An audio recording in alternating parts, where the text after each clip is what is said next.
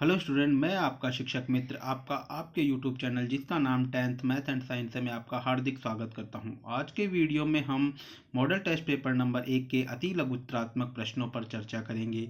इससे पूर्व के वीडियो में हम मॉडल टेस्ट पेपर नंबर 1 से 9 के MCQs और रिक्त स्थानों पर चर्चा कर चुके हैं। यदि वो वीडियो अभी तक आपने नहीं देखे हैं तो चैनल को सब्सक्राइब करके वो वीडियो आप देख सकते हैं। तो चलिए बिना देरी किए शुरू करते हैं आज के मॉडल टेस्ट पेपर नंबर 1 के अति लघुत्तरात्मक प्रश्नों पर चर्चा। पहला प्रश्न जैसा कि आपको स्क्रीन पर दिख रहा है, दही में उपस्थित अम्ल का रासायनिक नाम लिखिए। तो दही में उपस्थित अम्ल का रासायनिक नाम है लैक्टिक अम्ल। दूसरा प्रश्न है, निम्नलिखित तत्वों के युग्मों से के संयोजन से बनने वाले स्थिर द्विआधारी यौगिकों के सूत्र दीजिए। Mg मैग्नीशियम और क्लोराइड Cl। देखिए Mg जो मैग्नीशियम है धातु है, इसकी संयोजकता +2 होती है।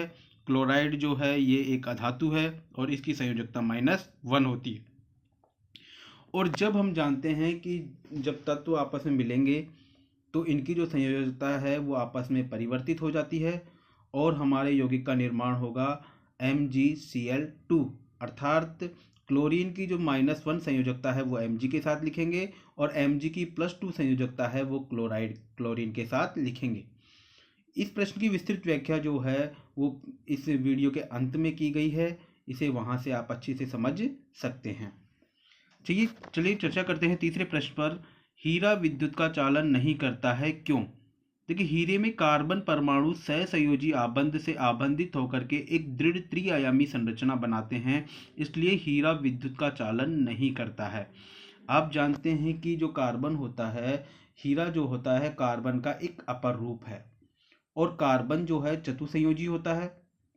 हीरे में इसकी ये चारों संयोजकताएं होती हैं, ये अच्छे से आबंधित होती हैं। इसमें किसी भी प्रकार का कोई मुक्त इलेक्ट्रॉन या आयन उपस्थित नहीं होता है, इसलिए हीरा जो होता है ये विद्युत का चालन नहीं करता है। इसी प्रकार से इसकी दृढ़ त्रिआयामी संरचना होती है, इसीलिए हीरा जो है ये कठोरतम अवस्था में पाया जाता है। आइए चर्चा करते हैं चौथे प्रश्न की। कार्बन का परमाणु क्रमांक कितना होता है? देखिए कार्बन का जो परमाणु क्रमांक होता है वो 6 होता है, अर्थात ये 6 नंबर का तत्व है। इसका इलेक्ट्रॉनिक विन्यास जो है वो वीडियो में पीछे दर्शाया गया है, आप वहां से इसे अच्छी तरीके से समझ सकते हैं।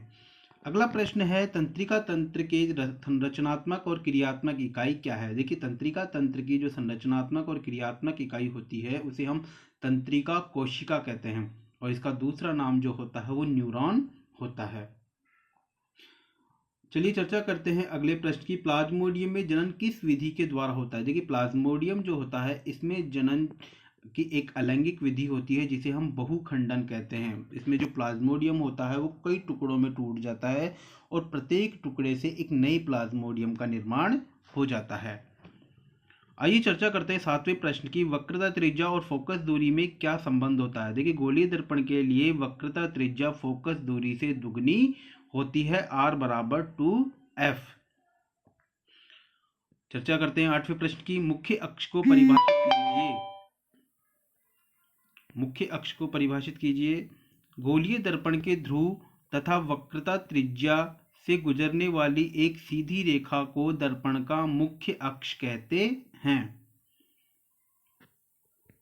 चर्चा करते हैं नवे प्रश्न की। क्या कारण है कि चुंबकीय क्षेत्र रेखाएं एक दूसरे को प्रतिच्छेदित नहीं करती हैं?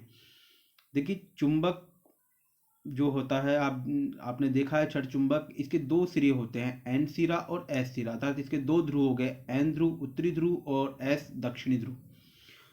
इसके जो उत्तरी ध्रुव होता है उससे चुंबकीय बल रेखाएं निकलती हैं और ये चुंबकीय बल रेखाएं जो होती हैं दक्षिणी ध्रुव पर समाप्त हो जाती हैं और ये जो चुंबकीय बल रेखाएं होती हैं काल्पनिक होती हैं, अर्थात ये दिखाई नहीं देती हैं और ये चुंबकीय बल रेखाएं जो होती हैं ये एक दूसरे के समानांतर होती हैं, ये एक दूसरे को प्रतिच्छेदित नहीं करती हैं। ये यहाँ कहा गया कि प्रतिच्छेदित क्यों नहीं करती हैं, तो ये एक दूसरे के समानांतर होती हैं। दो चुंबकीय क्षेत्र रेखाएं कहीं भी एक दूसरे को प्रतिच्छेदित नहीं करती हैं। यदि वे ऐसा करें तो इसका अर्थ होगा कि प्रतिच्छेद बिंदु पर दिक्सूची को रखने पर उसकी सुई दो दिशाओं की ओर संकेत करेगी, जो कि संभव नहीं हो सकता है। जैसा कि यहाँ पर दिखाया गया है, ये देखिए आपका चुंबक है, छड़ चुंबक, इसके दो ध्रुव दिखाए गए हैं आपको, एन सिरा और एस सिरा।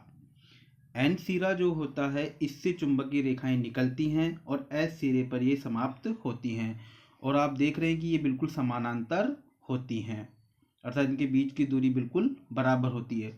लेकिन यहाँ मान लीजिए कि किसी भी कारणवश एक दूसरे को काट दें, काटती नहीं है लेकिन माना गया कि काट दें, तो क्या होगा कि देखिए ये चुंबकीय बल रेखाएं दो निकल रही हैं और ये कटान बिंदु पर एक दूसरे को काट रही हैं। अब यहाँ पर इसके दो चुंबकीय क्षेत्र हो गए, दो परिणामी चुंबकीय क्षेत्र हो गया, दो दिशाएं हो गई, परिणामी चुंबकीय क्षेत्र की दो दिशाएं हो गई, दो रेखाएं हैं तो एक कटान बिंदु से परिणामी चुंबकीय क्षेत्र की दो दिशाएं हो गई, जो कि संभव नहीं लगता है। दो दिशाएं हो गई, अगर हम यहाँ पर दिक सूची रखेंगे, कटान बिंदु पर अगर हम दिक सूची रखेंगे जिसके द्वारा दिशा ज्ञात करते हैं दिक सूची के द्वारा, तो वो दो दिशाओं की तरफ जाएगी। अब एक सुई दो दिशाओं की तरफ जाना ऐसा संभव नहीं है, इसलिए जो ये एक दूसरे को प्रतिच्छेदित नहीं करती हैं। आइए चर्चा करते हैं 10वें प्रश्न की। पर्यावरण में विघटन करने वाले जीवों की भूमिका लिखिए। देखिए पर्यावरण में जो विघटन करते हैं, अपघटन करने वाले जो सूक्ष्म जीव होते हैं, ये जटिल कार्बनिक यौगिकों को सरल अकार्बनिक यौगिकों में परिवर्तित करके उसे भूमि में मिट्टी में मिला देते हैं, जहां से वो पुनः पेड़ को प्राप्त हो जाते हैं। इसे आप इस तरीके से समझ सकते हैं कि जैसे ही कोई जानवर मृत हो जाता है, मर जाता है, तो उसको जो है सूक्ष्म जीव लग जाते हैं, उसका अपघटन करते हैं, उसके जटिल कार्बनिक यौगिकों का अपघटन करते हैं, उसे सरल अकार्बनिक यौगिक पदार्थ उसको जो है छोटे छोटे टुकड़ों में परिवर्तित करके पुनः मिट्टी में मिला देते हैं, और उसको वो एक तरीके से खाद हो जाती है पेड़ों के लिए, और पेड़ों को पुनः प्राप्त हो जाती है। यहाँ पर आपको जो है हीरा और ग्रेफाइट दिख रहे हैं, जो कार्बन के तीन अपर रूप होते हैं, हीरा, ग्रेफाइट और फुलरिन। यहाँ पर इसके दो अपर रूप है, हीरा और ग्रेफाइट। हीरे से हम आभूषण बनाते हैं, ग्रेफाइट से हम जो है ये पेंसिल का लेड बनाते हैं। हीरा जो होता है ये विद्युत का कुचालक होता है, और ग्रेफाइट जो होता है ये विद्युत का सुचालक होता है। यहाँ पर हीरे की जो है ये त्रिआयामी संरचना भी दर्शाई गई है, जैसा कि आप चित्र 1 में देख रहे हैं कि कार्बन जो है एक कार्बन चार अन्य कार्बनों से घिरा हुआ है, ठीक है, और जब इनको मिला देते हैं तो एक त्रिआयामी संरचना, दृढ़ त्रिआयामी संरचना का निर्माण हो जाता है। क्योंकि यहाँ पर आपको दिख रहा है कि कोई भी जो है मुक्त इलेक्ट्रॉन या आयन उपस्थित नहीं है, इसलिए ये विद्युत का चालन नहीं करता है। और इसी प्रकार से चूंकि ये दृढ़ त्रिआयामी संरचना बन गई, इसीलिए ये कठोर भी होता है। तो इस प्रश्न का उत्तर जो है आप इस तरीके से दे सकते हैं कि हीरा जो है क्यों विद्युत का कुचालक होता है और क्यों कठोरतम अवस्था में पाया जाता है। ये आपके दिक सूचक का चित्र है, कंपास जिसे आप बोलते हैं, इसके द्वारा हम दिशा ज्ञात करते हैं। अभी जो हमारा जो चुंबकीय क्षेत्र वाला प्रश्न आया था उसमें ये था कि भाई अगर कटान बिंदु पर होगा तो ये दो बिंदुओं पर दर्शाएगा, जो कि संभव नहीं लगता है। जैसा कि आपको स्क्रीन पर दिख रहा है, ये तंत्रिका कोशिका का चित्र है, जिसे हम न्यूरॉन भी कहते हैं। तंत्रिका कोशिका तंत्रिका तंत्र की संरचनात्मक और क्रियात्मक इकाई होती है। देखिए इसके दो महत्वपूर्ण भाग हैं, एक है कोशिका काय और दूसरा जो है लंबा प्रवर्ध निकला रहता है, इसे हम तंत्रिकाक्ष या एक्सॉन कहते हैं। कोशिका काय में केंद्रक होता है, केंद्रक के चारों ओर जो होता है कोशिका द्रव्य होता है, और इससे विभिन्न प्रकार के प्रवर्ध निकले रहते हैं जिन्हें हम द्रुमाश्म कहते हैं। और इसका जो सबसे लंबा प्रवर्ध होता है इसे ही हम तंत्रिकाक्ष या एक्सॉन कहते हैं। तंत्रिकाक्ष जो होता है ये छोटे छोटे सतत नहीं होता है, बल्कि छोटे छोटे टुकड़ों में टूटा हुआ रहता है, और प्रत्येक जो टुकड़ा होता है उसे हम रेनवियर का पर्व कहते हैं। और दो रेनवियर के पर्व जहाँ जुड़ते हैं उसे हम रेनवियर की पर्व संधि कहते हैं। और अंत में जो होता है इसमें भी दूसरे सिरे पर द्रुमाश्म पाए जाते हैं। यहाँ पर दूसरी तंत्रिका कोशिका के जो है कोशिका काय के द्रुमाश्म यहाँ पर जुड़े होते हैं। इस प्रकार से ये हमारी तंत्रिका कोशिका का चित्र है।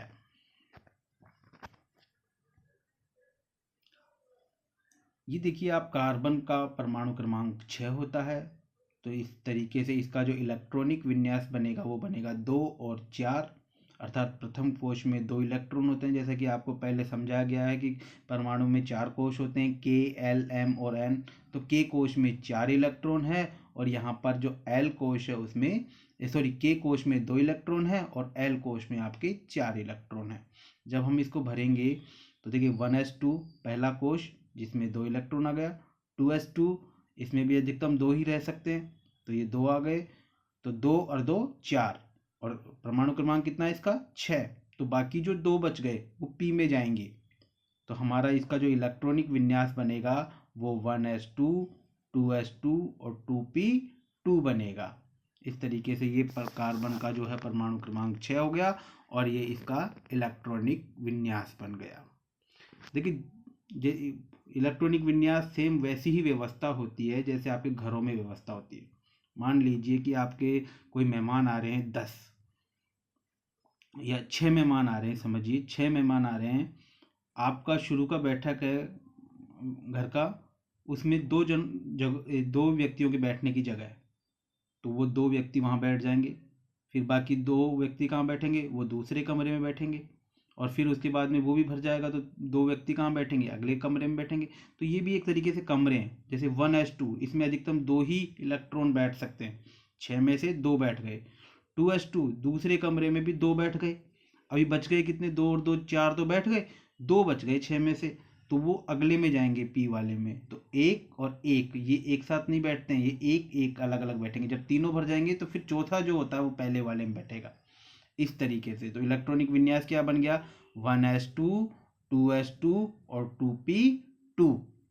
अगर 7 होते तो यहाँ पे 2p3, और अगर 8 होते तो ये जो 8वें नंबर का आता वो पहले वाले में आ जाता। आशा करता हूँ कि यह इलेक्ट्रॉनिक विन्यास और ये वीडियो आपको अच्छी तरीके से समझ में आ गया हो। अगर आपको पसंद आया तो प्लीज़ लाइक करें, सब्सक्राइब करें, अपने दोस्तों के साथ शेयर करें। अगली वीडियो में मैं परमाणु क्रमांक को और भी अच्छी तरीके से क्लियर करने का प्रयास करूंगा अन्य उदाहरणों के साथ में। धन्यवाद।